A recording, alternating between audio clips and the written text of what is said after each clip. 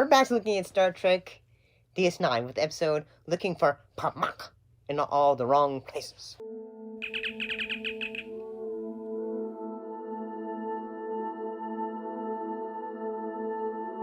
What happened in this episode?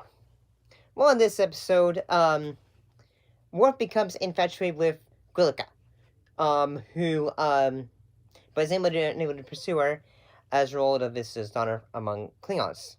And if you don't remember, Grilka, she was the Klingon who had married Quark, so in that way she could have control over her own house and all that. And then Quark basically goes like say, hey, I miss her and all that stuff. So yeah, basically this whole episode is, you ever heard of the play Cyrano de Borgia? Basically it's the story of a man who is a poet and all that, and he has one interest in a woman, but she does not seem to have eyes on him. And that's basically what this episode is.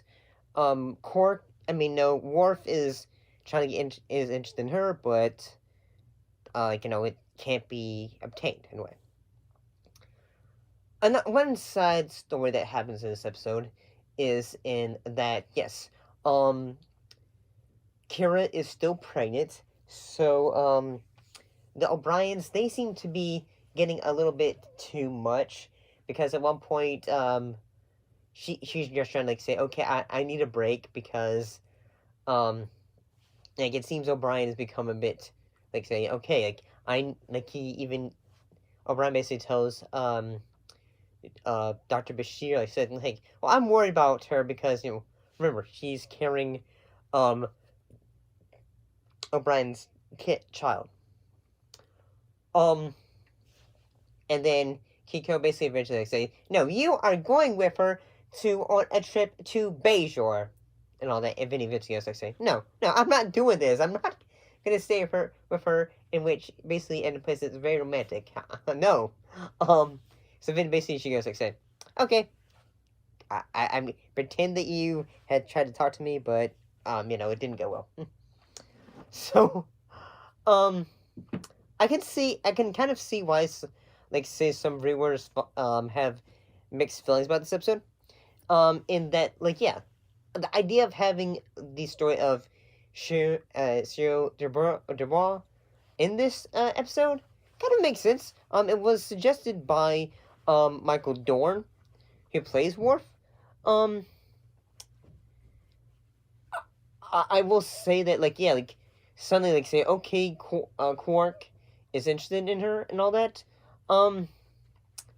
It is kind of say, okay, this is just say, okay, suddenly now he's interested in all that, because in the past, Quark was always he had a very small, he had a very different perspective when it came to women, especially in Ferengi culture and all that. Yeah, I'm gonna. The episode kind of ends and say, okay, eventually, Quark wins the fight, and the one who wanted to fight Quark, he has his honor restored. And eventually, yeah, Quark and Grilka, they end up going to the sack. Contusions, bruises, and scratches. What have you been doing? You mean, what have we been doing? Never mind. I don't need that particular image running around my head. And so this will be I think this will be the entrance for the beginning of the storyline between, Worf and Dax. And then, yeah, eventually they they go to see Bashir, and they're both just kind of bruised, say. What happened to you two? We, Well, if you must know, No, I don't need that image either. In fact, I'm gonna stop asking that question altogether.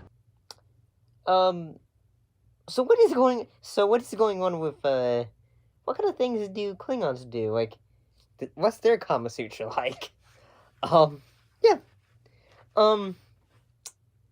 I'd say like yeah, this one was all right. This one was all right. At times, it could be a little entertaining. The idea that they were like use the idea of uh Cyrano as like a story plot. It's very interesting.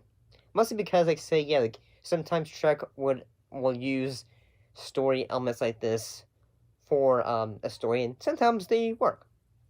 But that's just how I feel about this one. See you next time.